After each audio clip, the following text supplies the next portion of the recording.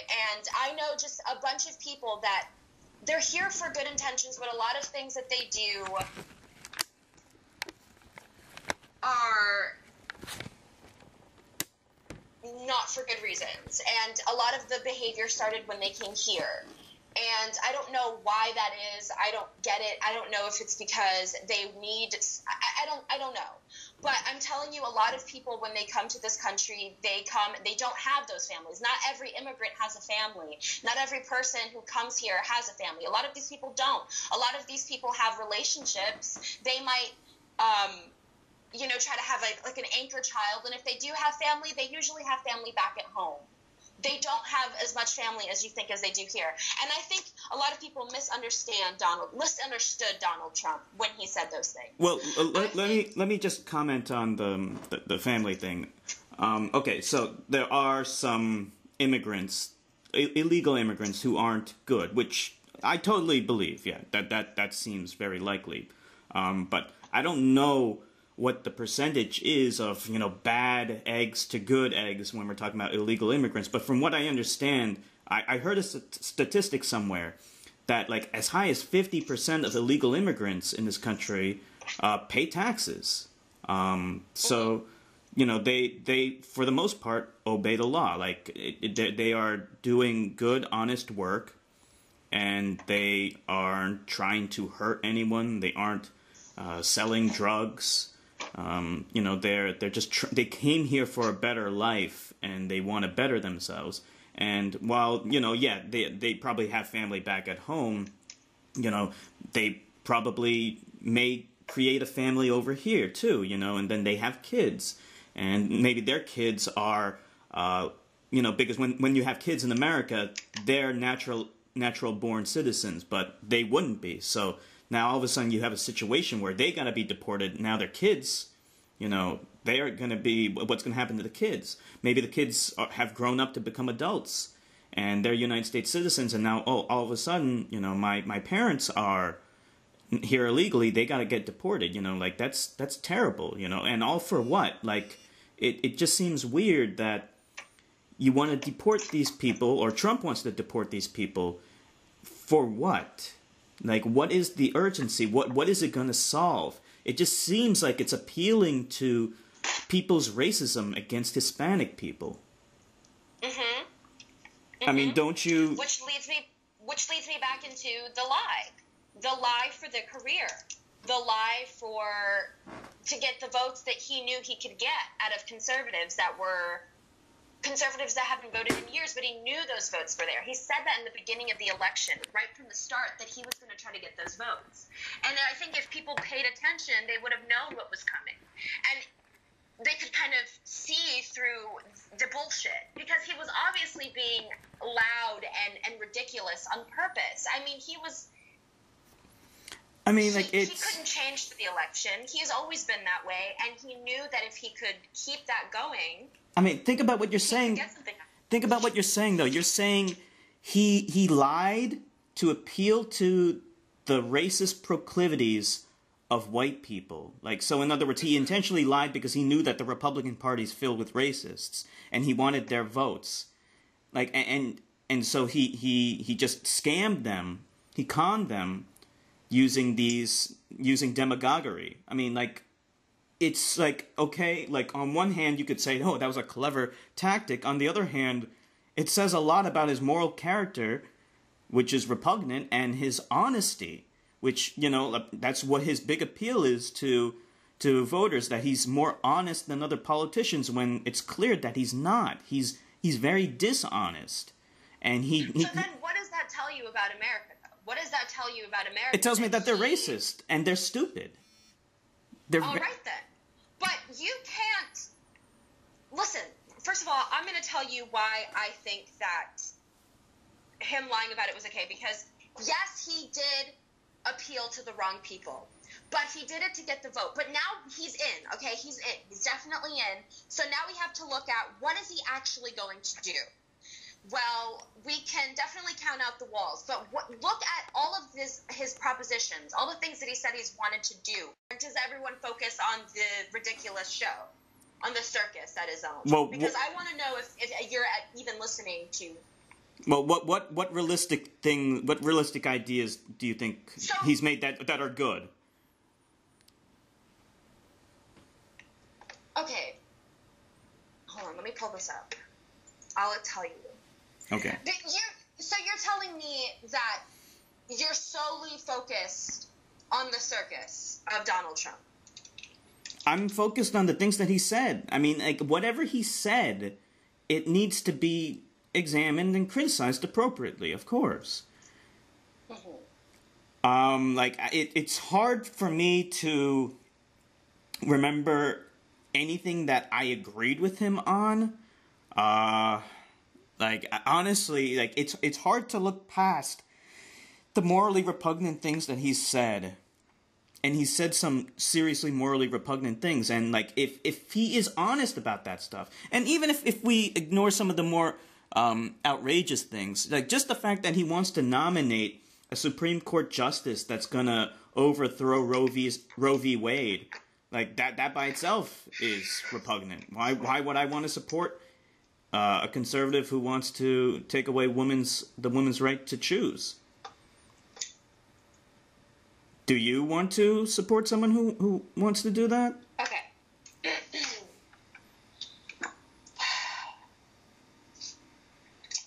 Okay, here's the thing that I don't like about Trump is the fact that I can't be there and say I know when he's bullshitting and I know when he's not, because I don't. Okay? So I don't really know. Like, when things are a little bit odd and, they don't seem like a joke, I get offended. I do get offended by some of the things that Trump says and does. That's why I didn't vote for him. What did you get offended by?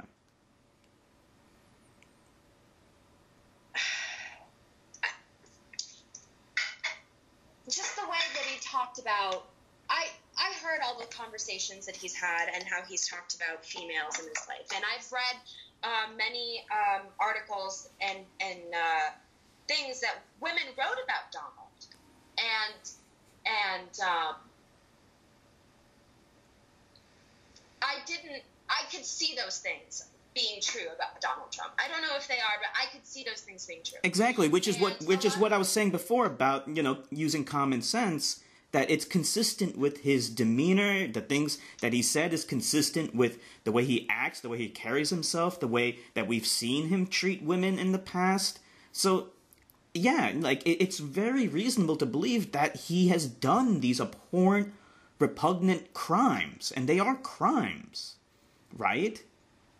Yes, but like I said earlier to you when I played into your what if game, and I told you that even if he did rape someone, to me they're on the same page. That to me is an unchanging factor. To me they are both evil in that regard. So I'm looking at things outside of that. What do I know? If to me they're the same in that regard, I have to look outside of that box, and I have to start looking at other things and what I would want. And Hillary... But wait a minute. I just need to jump in real quick. But we already talked about that, and I already explained that, Clinton didn't want to defend that rapist. She just did it for her career. It's not morally equivalent. So you can't say that it's the same. I mean, are you willing to acknowledge that there's a pretty big difference between what they did? I am going to acknowledge that. Okay. Because me sitting here and saying that someone who lied about, a rapist, unwilling, let's say that, but the way that she sounded, I mean, to me, she sounded like she was fine with it. She was all about it. She was cool with it. She joked around about it. Like, she just joked around about it later on just to make light of the absurdity, but she was talking about how, like, she couldn't believe that, she couldn't believe that the justice system failed so badly, and she was unfortunately part of it.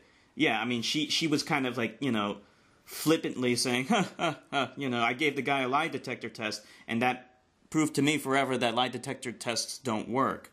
Because he passed the lie detector test. But I don't think, it was insensitive on her part. But, I can since it happened so long ago, we become more emotionally detached to certain things. Not that that's okay, but it's not that uncommon to become emotionally detached to things that happened so long ago and that you know, that you understand was wrong, but you're kind of at the same time satirically mocking the system that allowed for this moral injustice to happen in the first place. I think that's more what she was trying to go for there, but it was insensitive. Okay. So, I want to just think about the whole rape thing, but while I'm thinking about it, let's talk about the money that she received from Saudi Arabia. Okay. Why is that, how is that acceptable? I don't... And what do you... I don't know about this. I mean, like, I know that the Saudis, they invested money in lots of different... They invested money in Bush's projects, too, you know. Like, I mean, they invest money in anyone that's powerful in America.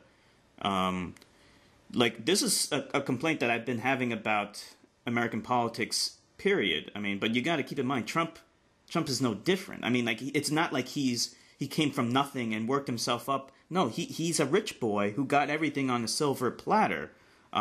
He got money from his father, who was part of the KKK. I mean, like, it's the only difference is that it's easier for him to get money, and that's the only reason why he became rich and famous, is because of he inherited his wealth. At least with Clinton, she came up from what I understand, humble roots. So did Bill, and they worked themselves up. Donald didn't. You know, he got everything handed to him. You know, he's a privileged little shithead. So that's another thing there, that Donald being, okay, he was privileged. Wouldn't that make you understand a little bit why he's so... he doesn't know the real world. Okay? This is still... It explains it, but it doesn't excuse it. I mean, that's more reason why he shouldn't be president of the United States. I mean, like, he's out of touch with reality. He's a pampered brat, et cetera, along with all the other criticisms about him. You know, he tries to make himself as the savior of poor white people. He's not. He's white, sure, and he's just as racist as they are, but he's not poor, and he didn't grow up poor. Here's the thing. He may not know. He may be out of touch. He may be all these things. But he was so out of touch that he managed to pull votes. To pull many, many votes. And he didn't just appeal to racists. He didn't just appeal to racists. He appealed to many, more.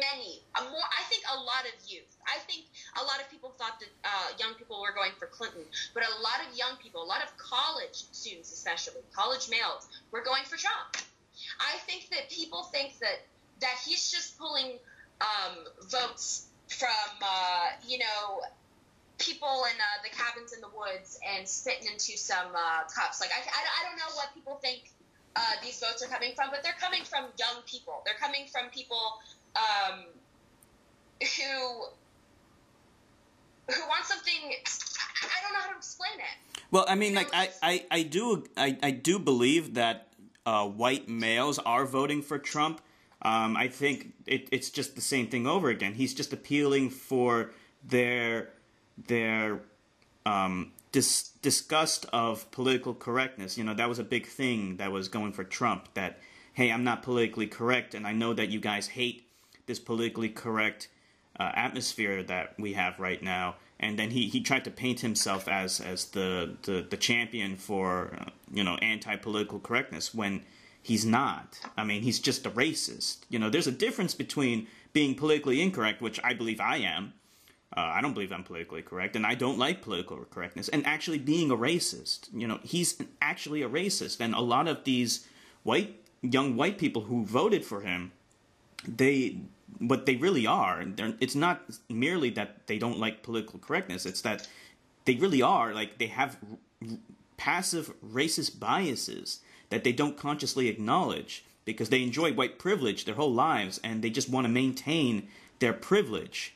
They don't want to give racial minorities, anything. They just want to maintain and consolidate their own power.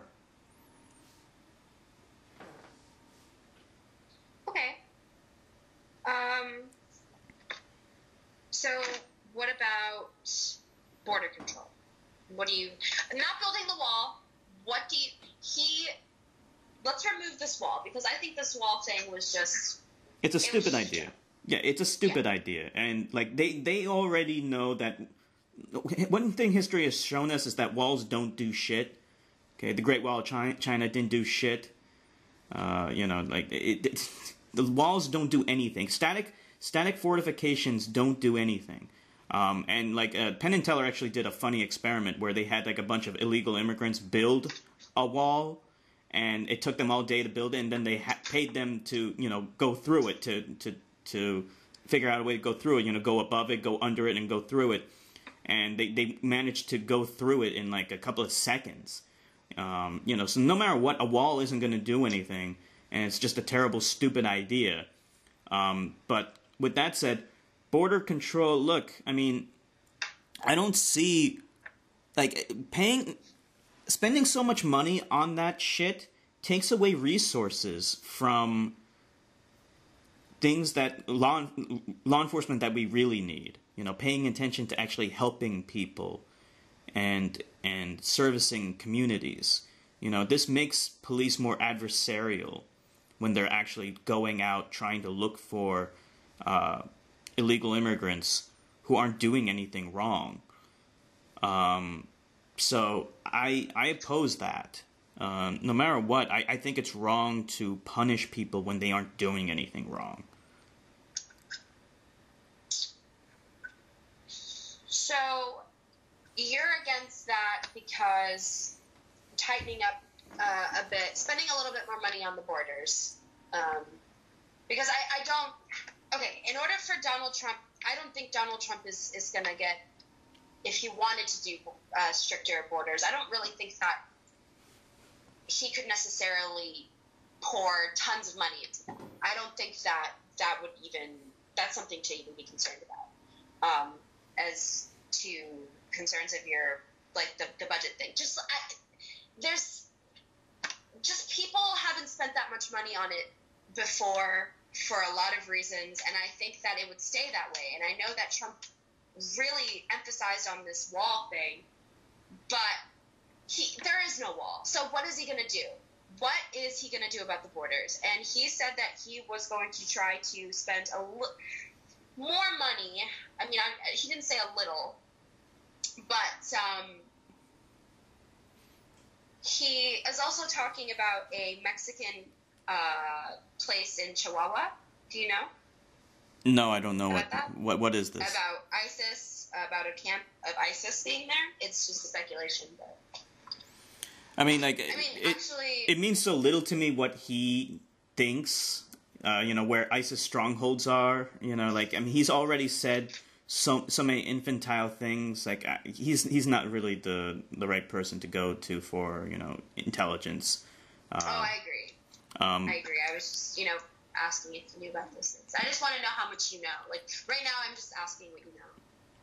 Yeah, I know what I hear, and I hear that he wants to make Mexico pay for the wall, which is fucking stupid. He's done everything he could to antagonize the Mexicans so much, and the peso has devalued in relation to the dollar tremendously leading up to the election, and then right after the election, it plummeted. This is one of our closest trading partners, and he's treating them like they're villains, which is not... It's not only morally repugnant, but it's also stupid and bad for our economy. It's just so stupid what he's doing, how he's creating enemies. Speaking of that leads me into the low taxes for corporate taxes. So he said that he plans on lowering corporate taxes. Which is a terrible idea. Why? Because a lot of people seem to think that it would bring more. Yeah, this is the jobs here. This is the trickle down economics nonsense that we've been hearing. It began as a joke, but then it was taken by these conservatives as a way to fool people into thinking, hey, we can fool the poor people into thinking that trickle down economics will work, but we'll just use it as an excuse to cut taxes on all of our rich friends. That's all it is. It's just an excuse to cut taxes on wealthy people, which I vehemently oppose, and now it's just going to get worse. He's going to try to cut taxes on the wealthy. No, they need to be paying more. They own a fair portion of the wealth. They need to pay more. But instead, now a lot of tax revenue is going to be coming from poor people and middle class people who are already struggling. That's not right. If we want to, he said he would lower the taxes on everyone, including the middle class. Well, I hope that's true. Let's see if he does. I don't know how he can do all this shit that he's planning on doing by doing that. That's not how. I mean, it just says to me that he's out of touch with reality, or that he's lying, or he's just doing the same shit that he's been criticizing his opponents of. Like the establishment. Oh, they make promises that they can't keep. It screams to me of that, because it's so unrealistic. To say that he's gonna cut taxes on the middle class, that sounds like complete bullshit to me. He can't do everything that he says he's gonna do and also cut taxes on the middle class. That's not, as well as the rich. If he wants to do, if he wants to, because Hillary said that she would raise taxes on everyone, including. I don't recall her saying that. I know she wants to raise taxes on the rich, but from what I understand, she would maintain the taxes on the poor and the middle class, or perhaps cut them. But I don't recall her ever saying that, oh yeah, we're going to raise taxes on the middle class. I have that somewhere, but, yeah. I mean, okay. I don't know. I mean, I'm pretty sure she said something about raising taxes. It might be true, and I'm willing to stand corrected if she would say that. It would be like really dumb for her to say that, though. Like, no matter what, you never want to say you're going to raise taxes on the middle class. It's just a really bad idea.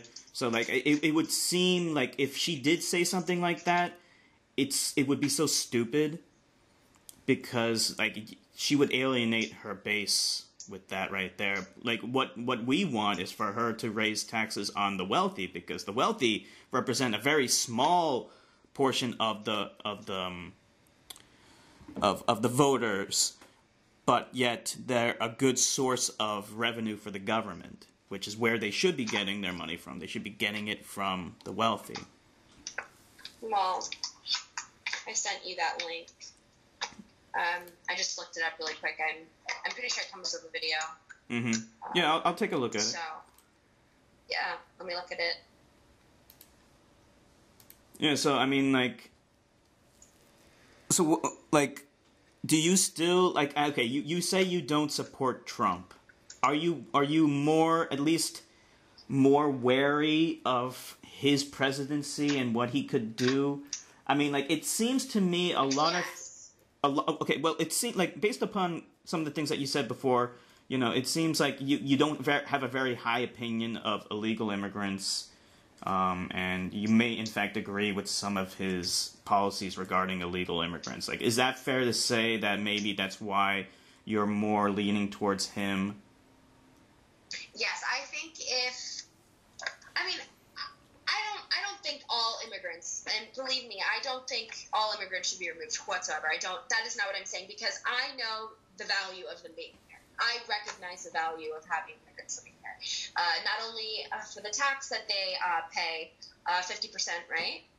Yeah. But because of the fact that their labor makes everything so much cheaper. It makes everything so much more affordable, and it makes things, it's just better. It's just all around better. Mm-hmm. And I know that, and I recognize that, and there's many other factors I'm sure that I'm missing right now, but I think that a lot of them, there has to be a way to figure out which ones we can remove. I don't know how. That's the thing, because you would suspect if they committed a crime, they would be deported, right? So how do you catch them? Is the thing. Yeah, I mean, like, it's simple as that, you know, like, if they're breaking the law, they're naturally going to get caught for breaking the law, so that's just Right. how you do it, and by the way, though, like, I mean, I do think that we need to decriminalize, drugs, because it creates these black markets. That's why, you know, you were criticizing, you know, these people for dealing drugs. Well, you know, the reason why they're able to even make a profit off of that is because most drugs are illegal, and they shouldn't be. But we can definitely start by legalizing cannabis, which I'm happy to say, you know, California and Massachusetts and Nevada, you know, thankfully legalized it.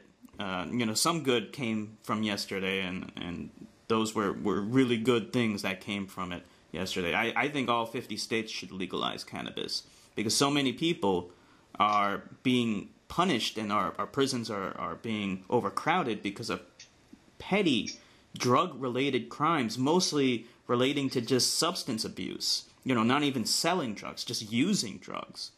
That should definitely be decriminalized. So I don't have a problem with decriminalizing cannabis, and we can also have a discussion about decriminalizing a few other things as well. I would say maybe LSD and stuff like that, because I don't think there's a meaningful harm there. But certainly if illegal immigrants are committing crimes, then that's how we would find them out. You know, if they're stealing, if they're murdering or raping anyone, then they would be caught and they would be punished appropriately. But the other thing I do want to ask you about is, like, well, what do you think about Trump wanting to ban Muslims? Okay, I don't think that he can ban Muslims. I think that's no. I think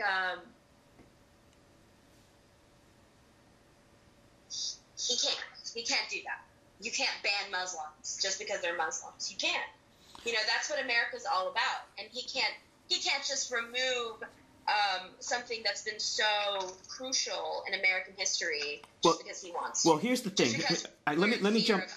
Let me just jump in real quick. I would tend to agree with that. However, in times of war, in times of emergency, and times of great tragedy, there have been instances in this country where people's civil rights have been suspended. Just in this country, during World War II, Japanese Americans were forcibly interned in concentration camps against their will in this country. So if FDR can do that just based upon where they're from, you know, just because they're Japanese, they're American as anyone else. But it didn't matter. They still interned them. You know, okay.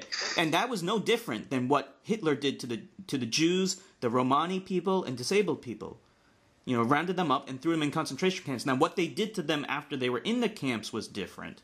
But if America wanted to, they could have done that. They could have worked them as for slave labor. And how would they stop them? There would be nothing to stop them. They would give the order, and then that's what they would do. I mean, after all, America has tortured people, as we've seen, so it's not that much of a stretch that this might happen. As we are sitting here right now, we can't imagine it happening. But the possibility is definitely out there. I think for Donald Trump to even start something like that, I don't believe it. We are living right now in a place where, just look at all the SJWs, and I'm not saying that they matter because they don't, but just look at how many people were pro-Clinton, and look at how many SJWs, how many people are they're so aware of race and being racist, and there's so much awareness right now. You couldn't pull back. You could not pull that. I'm confident. I'm almost confident in that. But moving on, I mean, not moving on from that, but to go with that, I think that we should definitely not ban them, but there should be people should be a bit more thorough.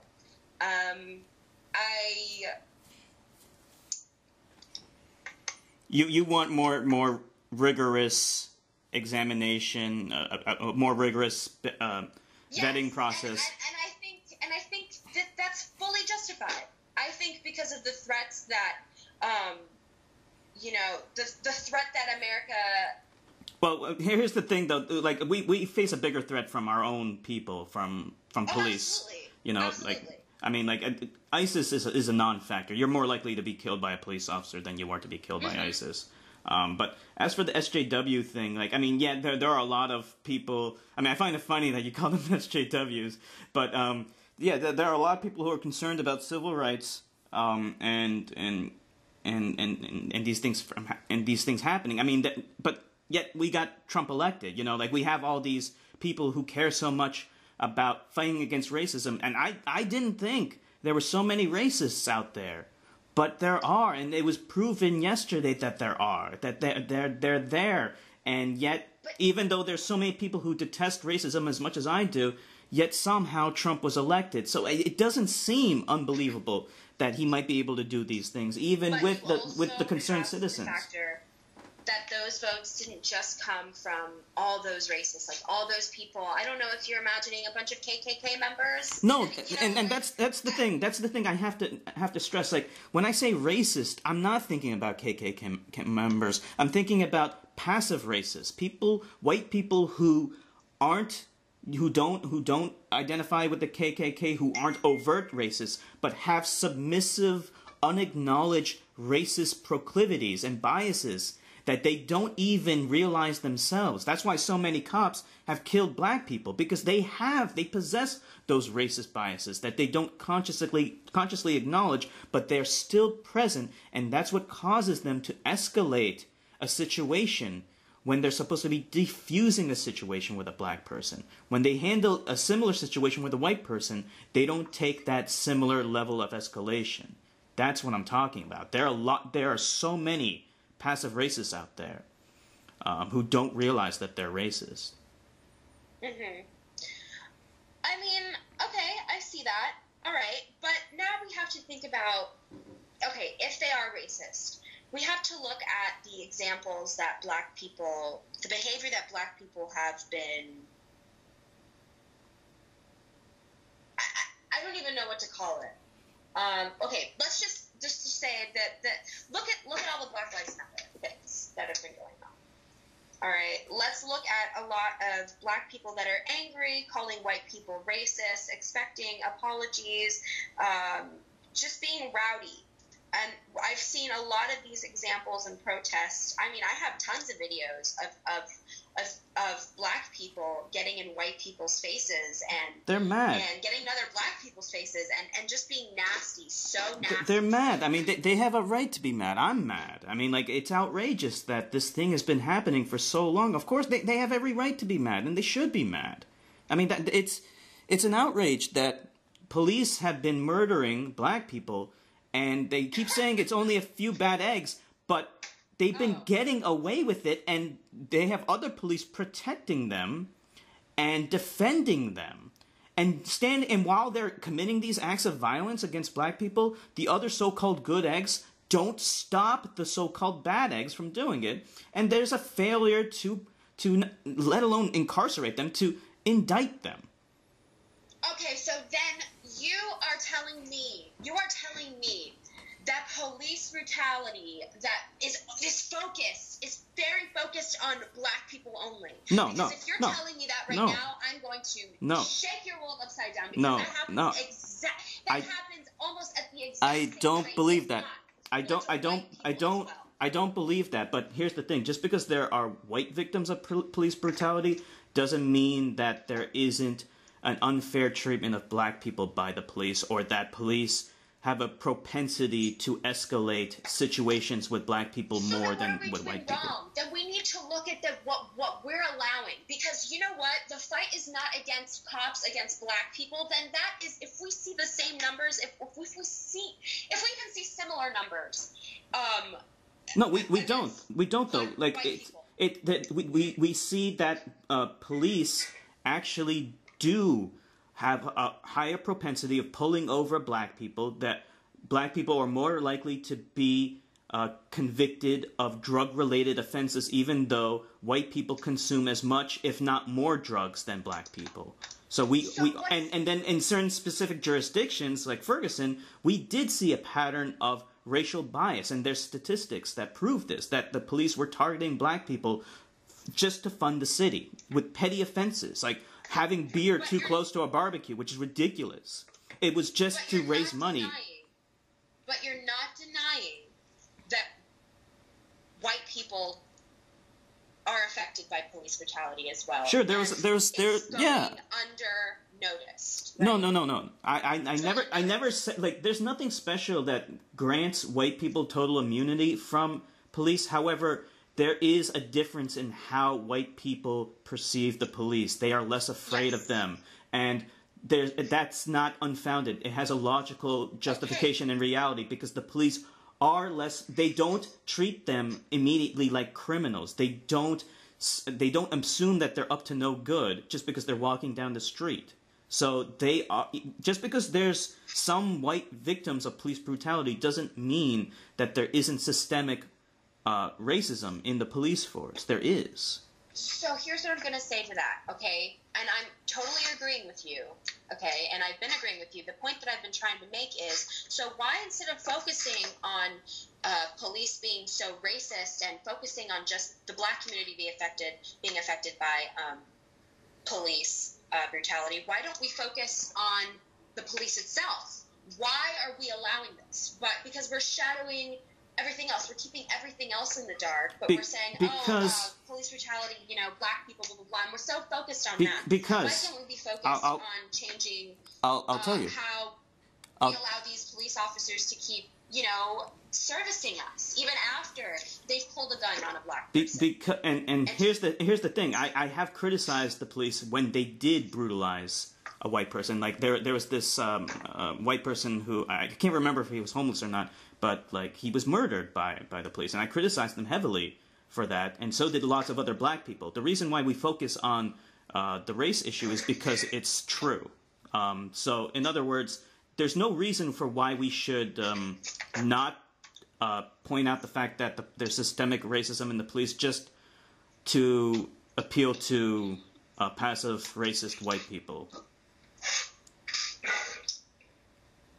I don't know. To me, like it's not good to ignore reality, and that is reality. But it seems to me like the only reason for why you wouldn't want to focus on the race issue is because white people get offended by the reality that there are racist white police officers, and there is racism in the police force. I do think that's true. I've always thought that was true, but I just don't think that people are wanting to see a little bit more of the truth. And what I mean by that is, I've seen a lot of videos, I'm sure you have too, where black people almost kind of, I don't want to say that it's right with how the police officers handle it, excuse me. I think a lot of the times that these people are being provoked. I mean, have you seen some of the videos? I mean, 9 times out of 10, yes, a lot of people focus on, yes, this police officer flipped this woman over with brutal force, but did they see how that officer was acting for 5 to 10 minutes before that? How these people purposely we hold them to a higher standard. Provocation is not an excuse. It doesn't mitigate the crime that they committed. So if they assault a person even when they were provoked, you got to understand there's something called contempt of cop. So like you can antagonize a cop all you want, and it's legal because it's protected under freedom of speech. So they have to be held to a higher standard. Should you provoke police officers and antagonize them? No. But no matter what, that's not justification for them to... Should you make yourself more difficult to comply? because you it know depends what? on what A lot of actually. the times that I see people. Let me tell you something. No, wait. You know what? I see a lot. I see a pattern here. A lot of black people. I really am just going to say this. A lot of black people, they do put up, they do give people a hard time when officers a hard time when they're trying to arrest them Because they're mad. Because they're mad. Yeah. And some of them get physical. Because they're mad because they also have been harassed by the police before. It's not like just a one-off thing, and they see it in happen to friends of theirs, and they're mad that this is happening when they did nothing wrong. So they are entirely justified in being mad, and no matter what, the police have to be held to a higher standard. So even if they're being flipped off, even if they're being cussed out, that's not justification for them to then assault someone and murder them. All of these people, every single one of these individuals that acted this way, have been harassed by an officer. I'm saying probably, because if you look at the amount of time that listen, I know it sounds unbelievable, but lots of black people are pulled over by the police all the time. It's an everyday occurrence to them. I heard so many stories about a white girl dating a black guy, and then all of a sudden they'll be pulled over, and then the white girl is aghast because she never encountered that before, where they're pulled over for no reason. That doesn't happen to them, but it happens to black people all the time. And as for antagonizing the police, is that ever justified? Like I said, it depends on what they're actually trying to do. Like if they're doing this in a way to protest, then actually I do believe that protests do need to be made forcibly, so that the point is made that they should be angry. If they're protesting the police, they should be angry. They should be condemning what has gone on in America, where the police have been brutalizing people. That absolutely should be done. That they should be outraged. And white people should be outraged too. Everyone should be. Because this is not how you treat human beings. And we are really sick and tired of, the police not doing their jobs. And I'll say this right now. I'm neither anti nor pro cop. I just want them to do their jobs. And when they don't do their jobs, when they break the law, I want them to be held accountable. Okay. Wouldn't you agree with that? That police should be held accountable when they commit a crime, that they shouldn't be let off the hook, like what happened in Baltimore to Freddie Gray? Like, that's what Freddie Gray. I agree with that, because I think that we should be addressing police brutality. I've never denied that. In fact, I said, why don't we focus on it as a whole topic? Everyone should be upset. I don't think black people alone, Hispanic people. I think everyone should be upset. We should be upset for black people. We should be upset for everyone. No. I'm going to disagree with you there. White people should be upset that black people are being unfairly targeted. They should be. They shouldn't have to be outraged about it just because there are some white people who have been targeted by the police. They should be outraged that the police have been targeting black people. They should. Because let me tell you something. Black people, I think, in this country, this is my personal opinion. This is not because I have proof or anything, so don't ask me.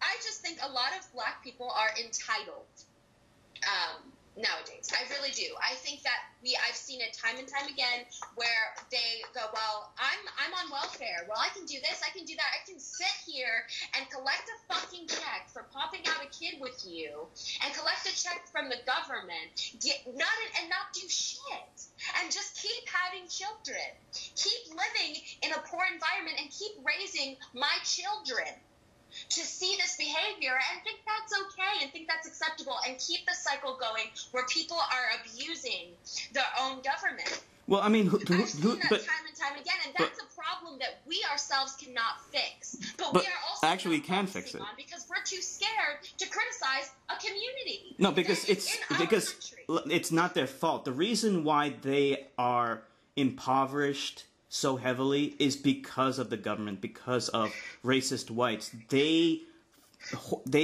put them in that position because they didn't give them. First of all, they were brought to America as slaves, So they were slaves initially, and then when they were freed, they weren't given equal treatment. They weren't given the same kind of privileges and opportunities that white people had. They weren't even given education. They weren't even able to attend public school with white people, let alone attend higher forms of learning. I mean, like, we often compare the subjugation of Jews to black people. It's not equal. Einstein was a Jew that lived in Germany, but I don't know if you knew this. He was able to attend Catholic school with other Germans, and he was able to attend university in Switzerland. He was able to go to college. Black people weren't even able to go to college, and when they were first able to go to college, when they first granted this, there were racist whites who actively tried to stop them from attending college classes. That's how badly this country treated black people. So if you want to blame anyone for the impoverished, the widespread poverty that black people are in, you have no one to blame except the government and racist whites. What about now? So what about now? We're talking about the resources that they have now. And you know what? Colleges, and I would know because I started applying for colleges, and I had friends apply for colleges. I already know what you're going to say. Like, you got to remember, the American Civil Rights Movement happened in the 1960s. That was only like a little over 50 years ago. That's not a lot of time. That's a single generation. So, like, the effects of that discrimination still persist to this day because they are at a severe disadvantage. So it's no wonder that they have been working their way out of it, and now more blacks have been able to attend colleges and get a higher education and become wealthy. But they are still at a disadvantage. Remember, Donald Trump, he's not wealthy because he earned it. He inherited it from his daddy. Most black people inherited nothing. So, like, most white people are already at a huge advantage in comparison to black people. Black people are at a huge disadvantage. And only recently have they been able to, claw their way up out of it, but like, it's only a few decades. You can't expect dramatic change to happen overnight. That's it. We might have to wait 200 years. It might be 200, 300 more years until things are where they should be. Maybe not even then. Maybe, who knows? But that's just one thing. That's just one thing that's available. What about the support that we're giving all these women, okay? These women have support. These people have said financial support. They can feed their children. They have a place to put them at night. They have a safe place to be. I mean, relatively safe. And why are they still doing nothing? If these women truly wanted to better themselves, why wouldn't, with the help that they have, look for a job? Or try to do something, get an education. There's plenty of ways to get an education for free. I've seen it done, and I'm doing it myself. So, and without being intelligent, without passing so many tests where I'm like, oh, you get a scholarship. No. There's plenty of ways to do it for free. I dropped out of high school, still going to college for free. So how is it possible that I could do that? Personally, someone who's financially getting support from the government and who wants to better themselves, why can't they better themselves? This is news to me. I have no idea how you can go to college for free. I mean, like, maybe you can get grants. I know that. But I had a friend in university that I went to. He had to drop out because he wasn't able to afford it anymore, and then he had to join the Marines. And if I were in his position, I would have done the same thing. Like, it's they are in a situation where they are at a disadvantage. Now, as for, like, I don't know about what you're talking about specifically. I mean, I'm sure there are some people who take advantage of the programs that America has. If they can apply for welfare and get it, they can get what I got. I mean, there's so many programs that are willing to help women and willing to help women with children, especially. Oh my goodness, so many more programs. If you're a woman with a child, and single, are you kidding me? I mean, there's so many opportunities for you, and they don't discriminate. I've seen. Are you kidding? It's harder for a woman who has a child to go to college, though. I mean, like, she's already taking care of her kid. I get that. You know what I mean? But if you can apply for welfare, if you have a place to live, it's not impossible. I'm just saying it right now. It's so achievable, and I know that it's harder with a kid. I totally get that. But you know what? There's plenty of women who've done it. I know it's not impossible. You know, if one woman can do it, and you are in similar circumstances, then why can't you do it? It's just because something's not impossible doesn't mean that it's easy or that no, absolutely not.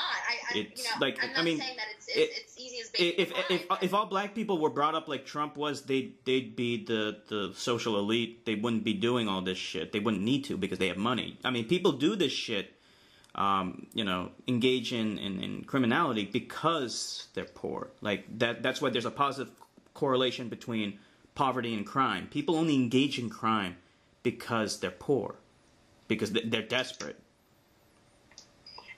And listen, I'm just gonna say, you know, I get the whole color thing. I get it, but I'm just saying that there's opportunities here. People are saying that there's not so many resources, but they're there if you look for them. So why are people not taking advantage of them?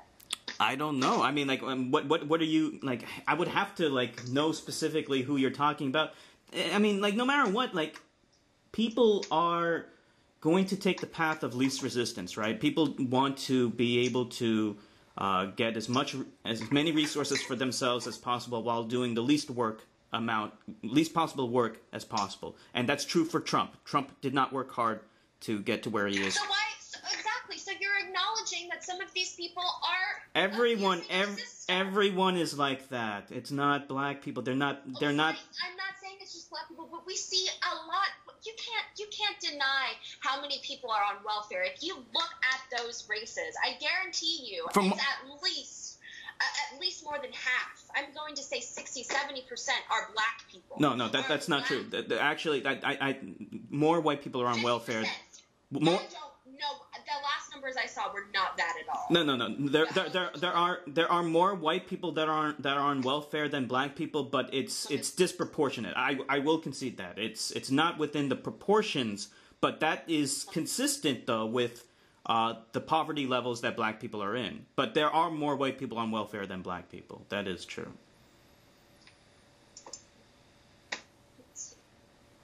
I mean, okay. Also, we have to look at the fact that there are more white people. Yeah. That's what I admitted. Yeah, it's not within proportion. It's not, but there are more white people on welfare, but it's not within proportion. So proportionately, there's a disproportionate amount of black people on welfare, but that's because of what I said before, because of the social inequality and oppression of black people that forced them into poverty in the first place. So I might have gotten confused there. So, okay, so I see that, but right. So we agree that it's disproportionate. So. What? For a reason. But then, if majority of these people, if almost a whole entirety of a race is depending, I mean, come on, that doesn't even sound right to say that they're depending on the government. That most of these people are, what do they have in common? Oh, I'm on welfare. Oh, I'm on Section 8. Oh, I get this. I have food stamps. This and that. I get child support. Why is that okay? It's not okay, but it's not their fault. The reason is what I said, because they were oppressed. So what are we going to do? So we've made more programs accessible. I've seen it before, especially in the state of Florida. Oh my God, I didn't know when I was going to college. You know, when I dropped out and I got into this program. They paid for my GED. They even paid me for getting my GED. And they started paying my classes. And I had to just pay books and like basic shitty program stuff. Like, you know, like $300 for this and that here and there. But I paid that with a taco job. You know what I mean? They could pay that with a McDonald's. So what I don't know what the solution is, but I know what's not the solution. And blaming black people for their situation it's not the solution. Just pointing the finger at them constantly is just going to keep on perpetuating the situation that they're in. So how do we get them up? How do we get them to take advantage of this? Because I don't know another way instead of saying you aren't doing enough. I don't know, but obviously... Instead of doing that, you need to cut some support. You need to shake them. That's just going to... wake them up. That's just going to fuck them over even more. I mean, like, because that's what they were in before. You know, they were just completely fucked.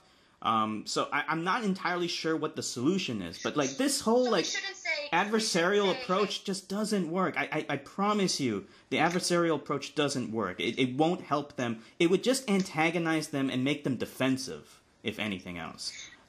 It's the same reason. Okay, here's the thing. I totally agree with welfare. If you need it, it's here. Our country has it for a reason, okay? And I'm not saying that it should be. I think when I put this limit, I'm not just putting it on black people. I'm putting it on everyone, because I think that we are spending a needless amount of money. And this is a way that we're just digging ourselves in a deeper hole, and America won't address it because, we're too scared of the results. But let me tell you something. I think everything should have a limit. And I think welfare and these benefits should have a limit. Now, what is that limit to? Well, we set it, obviously, but we haven't set any limits. We're just, that's like leaving the faucet of water just open, running. Why are we doing that? That's water that we're wasting, money that's going just down the drain. So what do? Well, you not only provide these people with welfare, but why don't you give them an incentive? Well, not only are you going to lose your welfare, yes, but we're going to offer you programs like going to school, giving these people a chance to go to a school where they could learn a specific trade, et cetera, and not just cutting them off. I think that these people should have realistic dates personalized to them. I don't think you should just go sign up, fill a piece of paper, and all of a sudden you're eligible for some welfare. No, I think it should be people should sit down, we need to create plans. We need to create things that are just specifically tailored for that family, because not everyone is the same. Not everyone is, we're not going through all the same things, and we can't just assume that we just can't keep handing out money though, So people should start a plan, and if people really want to get better, they'll take it, but they won't sit there. We can't leave them the option of just sitting there. That can't be an option anymore. That can't be. That has to be removed. So I don't know what the solution is, but something has to be done, because that can't be a problem anymore, because we're losing too much money that way. Well, I mean, like you said, they can't just be sitting there, honestly, I'm not sure if I agree with that, because, I don't really see humanity as, just because humanity exists doesn't mean that they have to do work or that they have to do something productive for society. I could see a future event where, we have robots taking care of us and we can sit around and do absolutely nothing one day, if we want to. I don't think that's necessarily wrong. I don't think it's wrong. It's costing us money. It's not only that, but it's a problem. If you're sitting there, do you think as a race, anybody should collectively be, especially a race of people, should be sitting and doing nothing? Why do you think there is a problem with there are lots of people who like to sit around and do nothing. It's not indicative to any one race. Humanity in general just wants to make things easier for itself. Proportions. We talked about that already. That's why I'm telling you there's a problem with racism, because a lot of people, when you see a black person, that is a common theme. It's not that we're making it up, and it's not that it's out of the blue.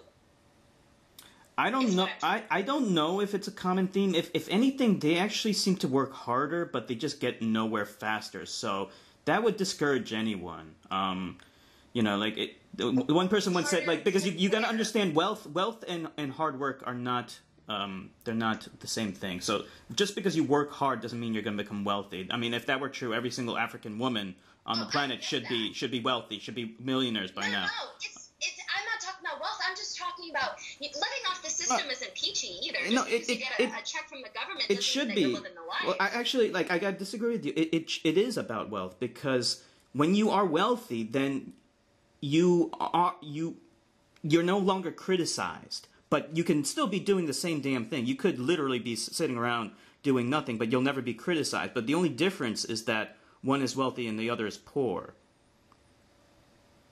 All right, I just think if these people if people are just going to sit around and do nothing and get nothing done, what are they doing in their free time then? If they're not being productive citizens and being productive, what are they doing in their spare time? I don't know. Children, and then what are wealthy people? What are those children going? It's back to the same problem. I don't know, but and you could say the same thing about wealthy people. What do wealthy people do? Have cocktail parties? Have cocktail parties? Okay, but that money isn't forever. So obviously unfortunately, they raise their children to keep that business that they have going. No, and not, that is their purpose. They are doing something. it's just easier for them to make money, because when you have a lot of money, you can use that money to then make more money. So it's a lot easier for wealthy people to make more money. So it's not really fair, because you're putting all this undue burden on poor people to work hard when there isn't much of a likelihood for that to even pay off, because we already understand that hard work. Wait a minute, we already understand that hard work doesn't necessarily lead to wealth. In fact, on the contrary, it probably doesn't. I don't think wealth. I'm saying better quality of life, because you know what? Which is wealth. I mean, like, in order for your in order for your quality of life to improve, you need money. So they need that. There's no guarantee that even harder work is going to help them. So the government needs to really do something. I don't know exactly what that should be. I don't know. Getting a better job than working at an 8.50, 8.25 McDonald's. What do you want? I would say they need to have better schools. That's a definite help. They need to incentivize. They need to improve their communities. And where are you going to get that money? They need to. People aren't. They're not being productive. They need to give them more hope. Taking money from the government. They need to give. Can't use that money if we're spending it on them. They need to give them more hope than just joining a gang. That's why a lot of these people join gangs, because they feel like there's no hope. They feel like there's no other prospects. So they're incentivized to joining a gang and then engaging in criminality, because that actually has real tangible benefits, and they're very lucrative. What can we do? Because they cannot continue to stay and do nothing. I don't care about your fantasy world where it is okay to sit and do nothing. That's not a fantasy world. That's eventually what it's going to be. We're eventually going to have, like, not within one generation. But as of right now, it's not happening. Okay. It's happening for rich people, though. They are, because they can get away with it. It's always happened for rich people. Oh, it's absolutely. It's always happened. We're not talking about rich people. But we're talking about people you're talking about people below the poverty line. Yeah, I know. But I'm just criticizing how you're only directing this outrage towards poor people when you could easily be levying this outrage towards rich people as well, because they are equally, if not more, lazy and less productive. Because that's what we've been focusing on this whole time, and it hasn't done anything. So it's pretty clear that this adversarial approach. This adversarial approach of you antagonizing and saying, pointing the finger at them, it's not going to work either.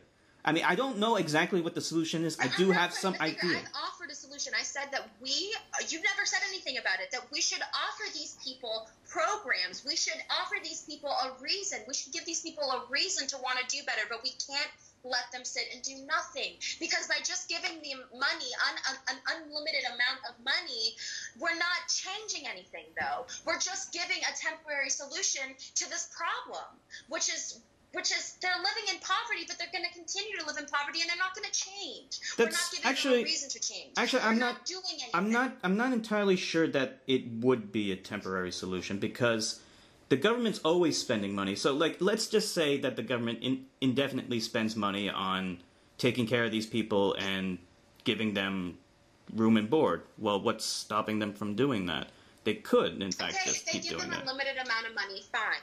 They're still fine. Let's say that they don't change anything, and these people keep getting the same amount of money, but they're still getting. Guess what? They're not going to get that better school that they want. They're not going to get the better things that they deserve. But here's the thing, though. Letting them do nothing. Actually, I disagree with that, because if you do give them at least some money so that they aren't incentivized to join gangs or to engage in criminality, that's something. That is something. That's a good thing. Are you kidding me? We've seen these people. We are giving them money right now, and a lot of these people are in gangs. What do you mean? We're doing nothing. Well, obviously they join the gangs because they don't have any more prospects, but that it's not good enough for them. Exactly. So if we're letting the same thing that's been happening go on, what is the fucking point? What is going to make them change? I'm not entirely convinced that we are helping these people, because if we were helping these people, they wouldn't be engaging in criminality. They wouldn't be stealing. Exactly. They wouldn't be burglarizing things. They wouldn't be joining gangs and trying to sell drugs. I mean, it's the effects those are the effects of poverty, and that proves that we aren't helping them. So exactly. So we're not helping them by giving them this money. So what do we need to do then? We can't take it away because that would be as equally as disastrous. So what do we do? Well, if we keep giving them this unlimited supply of money with no reason or no effect on anything, we need to offer these people options. But you haven't said anything that you agree. You say, "Well, I disagree." No. I don't disagree with your idea for incentives. I do think we need to incentivize, going to college, but we have been doing that. It's just that they need to improve their schools and improve their quality of life too. Because when you're living in a shithole, you don't have much prospects. So their quality of life needs to be improved. Absolutely, it needs to be improved already from what it is right now. And their schools need to be improved. And we need to do whatever we can in order to discourage all the things that incentivize them to joining gangs and engaging in criminality, which is not easy. But yeah, I do think you're onto something by trying to incentivize, I mean, I just think that if we're not going to cut it off, if you still want to do incentives, but you don't want to cut off the unlimited supply of money that they're getting like that, then where are we going to pull the money from? Because we need to. That is a huge expense, by the way. That is, people are taking abuse of not just that system, but not the welfare system. What other system are they taking?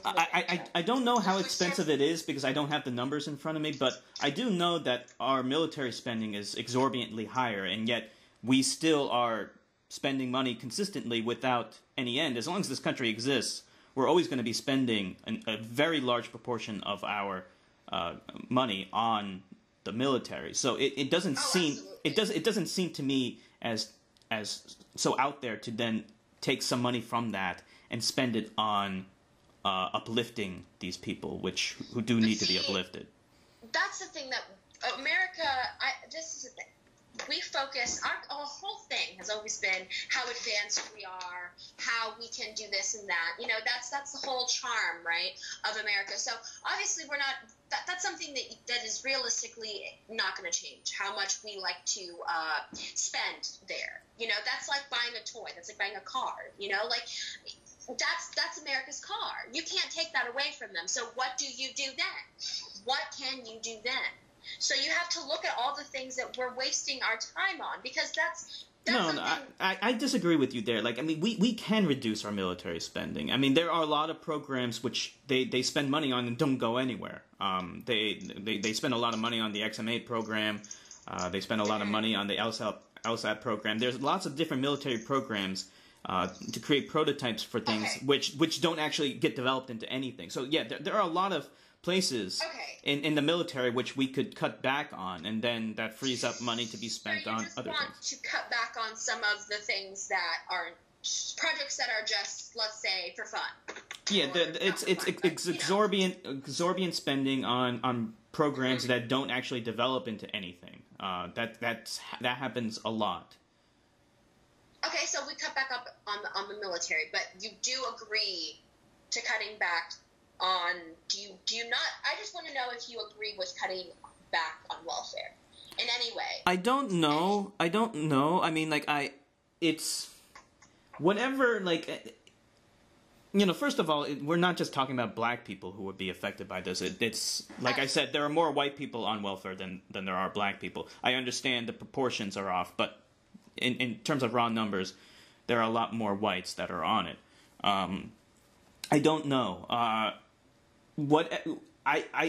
If I had the solution to all these problems, I should be president of the United States. I'm not going to claim I have the solutions, but I do know that this kind of blaming a group. This is what Fox News does. That's what Bill O'Reilly does. When they want to blame the victims of racism and oppression rather than take responsibility for it. So that's where we need to shift the dialogue away from. We need to shift it away from this finger pointing and adversarial approach. That's all. I don't don't want to, and I don't want to blame. Listen, I understand, especially after a few things that you said, I understand that, that Black people are at a disadvantage. They definitely are. But what I'm going to say is we can't, when I'm saying cutting back on welfare, I don't just mean Black people. But I mean, we just have to look at a lot of their numbers are in welfare. And, what does that say about them? But I'm just talking about welfare in general. I think it's not just for Black people. I know that there's white people who take advantage of it too, but we're also not giving these white people, we're just going, yeah, well, cool. And we're tossing these people away, and we're just giving them money to kind of not make them our problem. But that's not the solution to that. We need to make them our problem. But no one seems to focus on that. I don't know. I think that spending money on things that we just don't care, and especially our justice system, how we just throw people in jail. I mean, we're wasting money on that too. And a big reason for that is the war on drugs, which is a total failure and shouldn't exist. We need to stop that, because I agree with the legalization of marijuana. I just don't know how I feel about the legalization of other drugs, and that is not just coming from a standpoint of me looking at things from, we could have a conversation about the other drugs. I mean, like, I have no problem taking it one step at a time. I would definitely make the argument for LSD, though, because that has no harmful effects, other than the bad trip, but, it's relatively innocuous.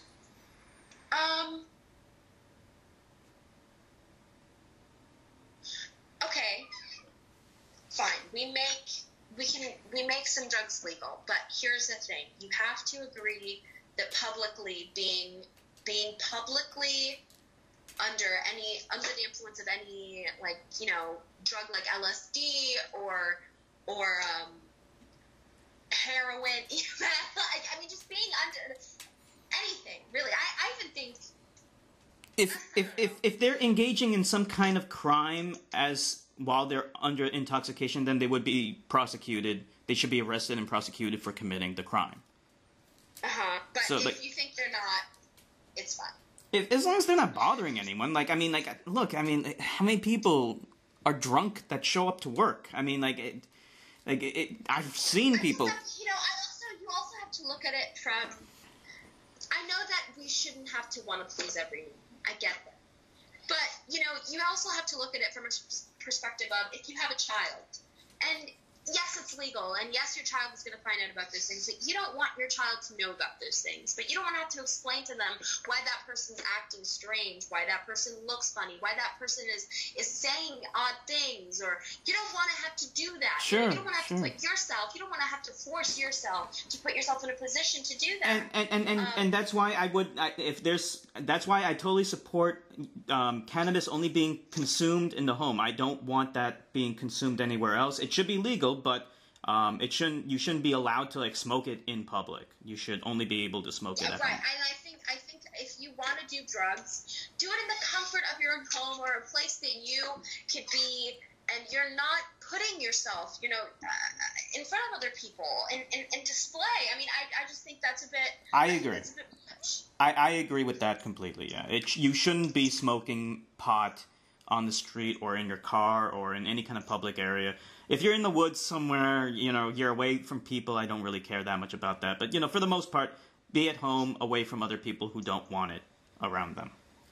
So, okay, so if we decide to, if legalizing drugs is let's just say, what if we do that, then I think that I'm okay with that as long as we have strict rules on no in public. That is not. I agree. Because that's then, putting your beliefs in their face, and I think if you want to do that in the privacy of your own home. That's fine. I just don't. Yeah, I agree with that. You shouldn't do it in public.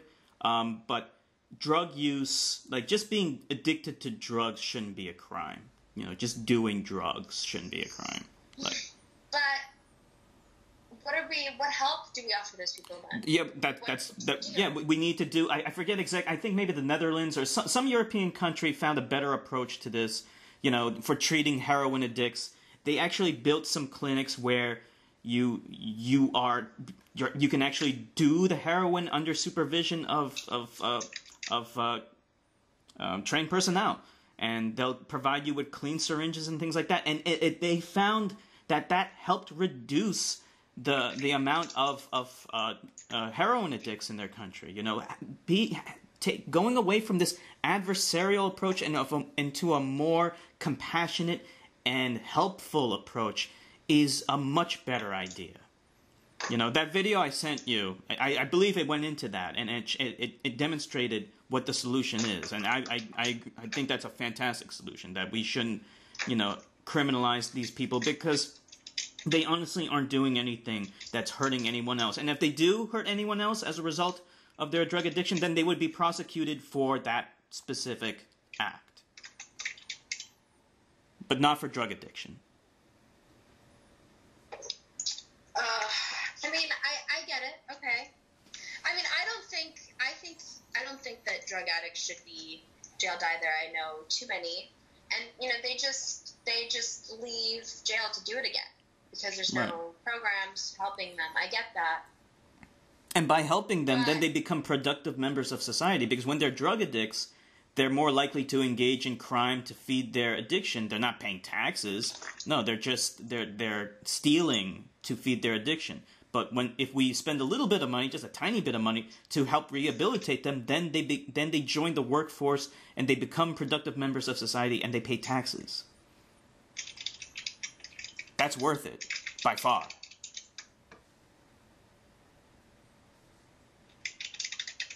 It's true. I mean, holy shit! I talked to you for an hour and 24 minutes. Yeah, it's been a while. So anyway, I guess we can close it up here. But thank you, thank you for the discussion. Actually, I did enjoy that, and I hope we got some common ground and helped get better informed opinions now. Yeah. I mean, I see where you come from a lot, and I don't know if we necessarily. I mean, we worked out a lot of the Trump and Hillary things, but yeah, I feel better, but I just couldn't go on typing that. That's fine. I mean, it's one of those things, because the election happened just yesterday, and a lot of people are mad, and I won't deny it. I'm not as devastated as a lot of my friends are. I mean, some of my friends are really, really devastated, but I'm okay, but I'm still mad about it. And I think we have a right to be mad, because this is something that shouldn't have happened, and it happened. I totally see it. I don't think either of them should have won, but they did. I've been saying this. Hillary Clinton was a terrible candidate. She shouldn't have been the one to go against Trump. Honestly, I wish Obama could have been able to run a third term. He would have won against him. I mean, I know that Obama's not perfect, and I have criticisms of him, but he's a hell of a lot better than either of them. It's a shame. It's a shame. Mm-hmm. Well, thank you for talking to me. I will pop in your streams, hopefully, Definitely. If you can come, I'm going to be streaming tonight. We're probably going to be talking about, the election and stuff like that, so you should definitely come if you can. I will. I'll do my best. Okay, great. Thank you. All right, bye. All right, bye.